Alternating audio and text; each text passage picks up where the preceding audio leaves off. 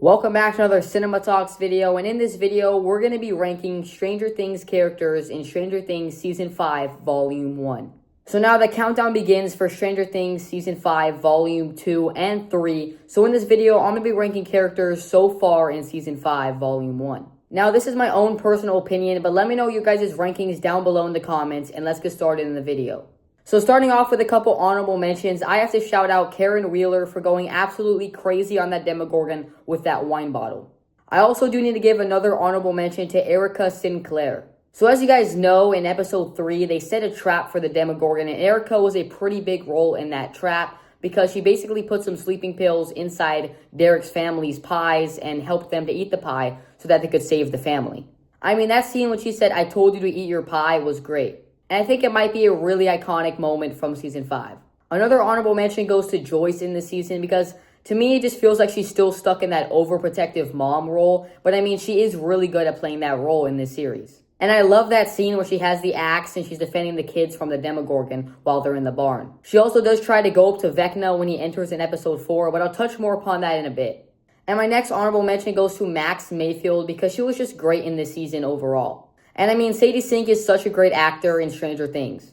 And I mean, she doesn't really do much in these first 4 episodes, so that's why she's just an honorable mention. But I'm sure that she's going to do way more in these coming episodes. But now, kicking off my top 10, I have Lucas Sinclair at number 10. Now, I feel that his lines of dialogue in these first 4 episodes aren't as good as they could have been. And I mean, Lucas overall has always been like that glue guy and just overall funny to the group. And I just love that throughout this season so far that he hasn't given up on Max. And I mean, in that Home Alone scene when he was being the bait for the Demogorgon, that was awesome. And I mean, in those tunnels, he was protecting those 2 kids, and he did take a Demogorgon crawl to the chest. Next up at number 9, I have Dusty Bun Dustin Henderson. And I mean, he went from one of the happiest characters in Stranger Things to one of the most depressed characters in the overall show, but that is obviously because of what happened to Eddie at the end of Season 4. And I mean, I know he probably shouldn't be this low because of his overall character arc, and I think that this is actually pretty good for how his character is changing.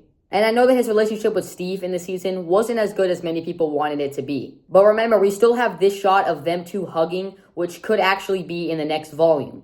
So it seems like that him and Steve are going to make amends. And when that happens, it's going to be a great payoff. So I think when this season is done, that he's definitely going to be higher on this list. And at number 8, I have Steve Harrington, which is one of my favorite characters in Stranger Things history. But you gotta remember that this list is only based off the first 4 episodes of Season 5. Now, don't get me wrong, they have given him some good scenes, but I just decided to put him low on the list. The main thing why he's super low on this list is because him and Jonathan fighting over Nancy. Now, don't get me wrong, those scenes were kind of funny, but I just feel like Steve Harrington's character arc has already overcome that multiple times. Now, I know that him and Nancy do share some good scenes in Season 4, and I mean, that was acceptable. Especially that scene when they're in the trailer and Steve tells Nancy about his dream. I just feel like Steve Harrington shouldn't still be fighting over Nancy with Jonathan because I just feel like his character arc has already accomplished that. And I just wonder who's Nancy even going to end up with, either Jonathan or Steve, but that's if they both make it out of the season alive. I feel like if Jonathan dies, that Nancy probably won't go with Steve and she'll just go her own way.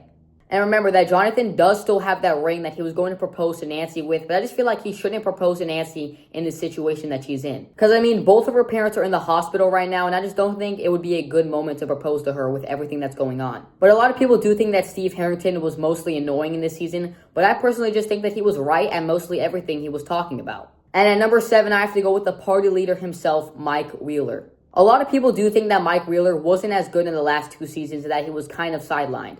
But I overall think in this season that Mike was definitely better. Especially at the end of episode 4 when he's just leading the entire group around. I thought that was great. And I mean, Joyce was literally there and she's a fully grown adult and he was still leading all of the kids around during the battle. I just think that Mike Wheeler is almost always right and he's just a master planner. And I mean, the look on his face when he first sees Vecna and Will with powers was great. And then from one Wheeler to the next, I gotta go with Nancy Walkham Down Wheeler at number 6. She gets so many great moments to shine in this season so far, and I think she's definitely going to have more in the future. And I mean, the scene of her seeing her mom after she got attacked by the Demogorgon was great. And at number 5, and this might be kind of crazy, I have Eleven. Now, obviously, in this first 4 episodes, she was a little bit sidelined. Now, don't get me wrong, I do still love her being in the Upside Down with Hopper, and I just love what they're doing in there. And I do like how her powers did overall change and grow in Season 5, and I think in the future volumes, she's going to be going insane. And now, just slightly ahead, I have Jim Hopper at number 4.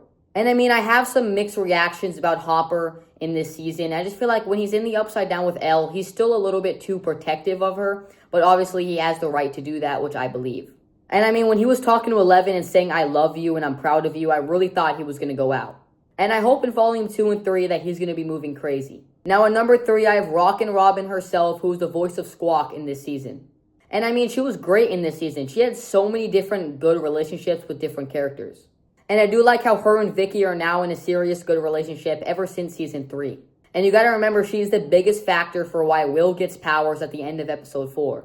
And I mean, like I've said this before, I love the dynamic between Will and Robin, and especially that scene when they're in the tunnels together. Now in second place, I gotta go with the demon himself, Vecna. And I mean, his entrance scene in season 4 was great. He literally came out for 5 minutes just to go absolutely crazy, and I cannot wait to see more of him in the future episodes. And we gotta talk about that new design for Vecna because that looks great. And I mean, his speech to Will at the end was awesome, where he basically told Will that he was so easily broken. But hands down, for Stranger Things Season 5, Volume 1, I have Will the Wise at number 1. Because I mean, when he got powers at that ending scene in Season 4, that was absolutely insane, and I still have chills from it. And I mean, I just absolutely love everything that they're doing with Will in this season. And he finally got the revenge that he deserved. And I mean, I just love that moment of him controlling all 3 Demogorgons. And then he remembers all of his childhood moments with Mike. And then the screen just pans over and he's just right there controlling all of the Demogorgons.